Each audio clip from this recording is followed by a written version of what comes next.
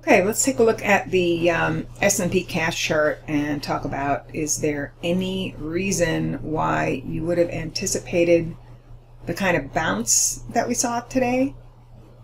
Well, we're going to look at that because you can't really see any reason by just looking at this chart without anything on it except the moving averages, because the moving averages, well, we started turning here when the 5 crossed the 13 and put that in a sell mode. Then we also broke underneath the 50, simple. Then we also broke underneath the 200, okay? So why in the world would we look for a possible low? Well, it has to do with symmetry, okay? And here's where it came from. If you measured the prior major high to low, okay, I didn't know if this was going to hold or not, okay, but I knew that that was an area to keep an eye on. And then we also had, what? A retracement.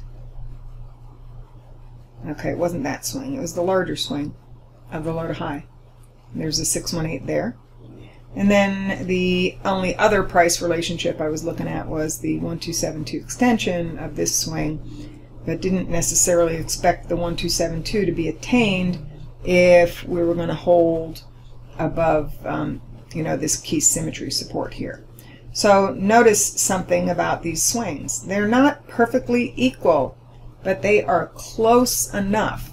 This prior decline was 248.10 via the S&P cash daily chart, and this swing was 249.48. Very, very similar in price. Okay, does that mean that now we have a major low in place and we're just going to take it to new highs? No, it doesn't. I mean, we do know this is a pivotal low. We do know that it was within 1 day of timing factors that I had talked about in the update last night. But this is what you have to watch next. We're going to take 100% of that prior rally swing. We're going to take 100% of this prior rally swing. We're going to run the retracements of the most recent high to low. So you can see that there's an important area to watch for a possible failure still, and it also would be at the coincidence of looks like a retest of the 200 simple moving average from the other side. So the first area comes in 2768.69ish. That's a general area to watch for possible failure. After that, if it pushes through that, 2790 to 97, that includes this prior larger rally swing. I also have some other price relationships that come in on the intraday charts. But as far as the daily chart, these are the two main ones to watch. Because if we cannot clear both of these and take out this prior swing high, then you can't really expect too much.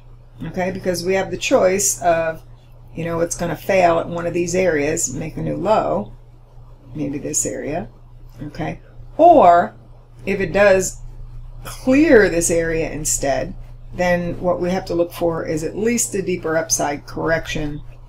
And you always want to look at, possibly more, but right now what I'd have to look at is, just a deeper upside correction. So that's what I'm looking at in the S&P. Remember, trade the levels, because we just don't know what the market's going to do for sure. I do know that the moving averages are still on the side of the bears. That's a piece of information that you can work with, but you got to trade the setups. So next setup is either against this zone or this zone if you're looking at my daily work only. If you're looking at the other charts, you'll find plenty of other things, including well, we had actually quite a few day trades in NASDAQ today that were just based off of symmetry and worked extremely well.